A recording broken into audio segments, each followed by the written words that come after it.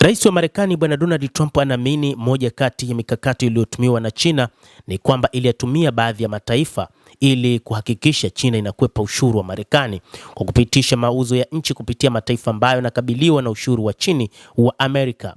Zaidi ya nchi 40 zimeisaidia China katika kufanikiwa katika hili. Nchi zilizotajwa ni pamoja na Canada, India, Mexico, Japan na Korea Kusini, ambazo ikulu ya White House ilisema zimeisaidia China kukwepa ushuru wa mabilioni ya dola ambayo hutozwa kwa kampuni zinazoagiza bidhaa kutoka nje. Mshauri wa biashara wa White House, Peter Navarro, alisema imegharimu kazi za Amerika na mabilioni ya mapato.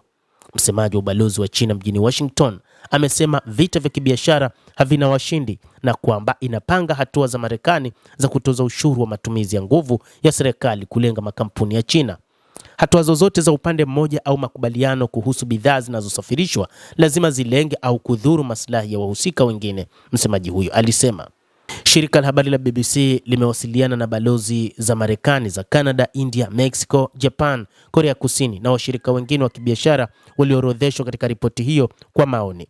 Ripoti hiyo inafuatia wimbi la vikwazo kati ya Marekani na China na inakuja wiki kadhaa kabla ya Rais wa Marekani Donald Trump kukutana na kiongozi wa China Xi Jinping mjini Washington. Kati ya dola bilioni 30 na takribani dola bilioni 300 katika bidhaa zimehamishwa kutoka nchi zisizokuwa na ushuru wa juu kupitia zile zilizonazo na viwango vya chini, kulingana na makadirio ya serikali na sekta ya binafsi yaliyonunuliwa na ikulu ya White House. Mchakato huo unajulikana kama usafirishaji wa meli, ambao unarejea zoezi la uhamisho wa shehena kupitia nchi nyingine ukiwa njiani kuelekea mahala pa mwisho.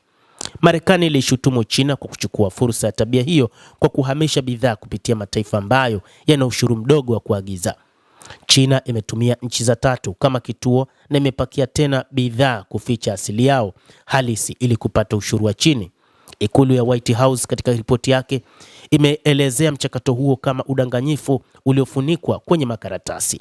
Kilichobadilika katika ulaghai huu ni kwamba usafirishaji si tu haukuwa wa kasi na ukubwa wa aina hii ya kisiasa ya magendo, lakini upana, kina na ustadi wa mtandao wa kimataifa na usafirishaji kivuli ambao ukwepaji wa ushuru wa Uchina sasa unasonga, ikulu ya White House ilisema.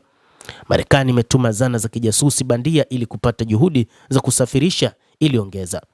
Ripoti hiyo inatarajiwa kuongeza mambo muhimu ya kushikamana kati ya pande hizo mbili, huku Trump na Xi Jinping wakijiandaa kukutana nchini Marekani mwezi Septemba. Na Chang-Paul Lee, profesa msaidizi wa uchumi katika chuo kikuu cha usimamizi wa Singapore, anasema inaweza kutumika kuimarisha msimamo wa mazungumzo ya Amerika. Washington inaweza kusema kwamba Uchina imehifadhi ufikiaji wa soko la Amerika kwa njia isiyokuwa ya moja kwa moja, na kwamba usuluhishi wowote mpana wa biashara lazima ushughulikie sio tu uuzaji wa moja kwa moja wa Uchina, lakini pia utekelezaji wa nchi ya tatu. Chang anasema ingawa mabadiliko katika mfumo wa mtiririko wa kibiashara unaweza kwa kasi fulani kuakisi uhamisho halali wa uanzishaji na upangaji upya wa mnyororo wa usambazaji, maana yake ni kwamba uchumi wenye ushirikiano wa kina na minyororo ya ugavi ya China sasa inaweza kukabiliwa na hatari na gharama zaidi. Licha ya kusitishwa kwa ushuru mwingi kufuatia mazungumzo ya Mei 2025, Washington na Beijing zimeendelea kubadilishana vikwazo, ikiwa ni pamoja na vikwazo vya roboti za humanoid zilizosafirishwa kwenda Marekani na vikwazo vikali vya China kwenye mauzo ya nje ya drone.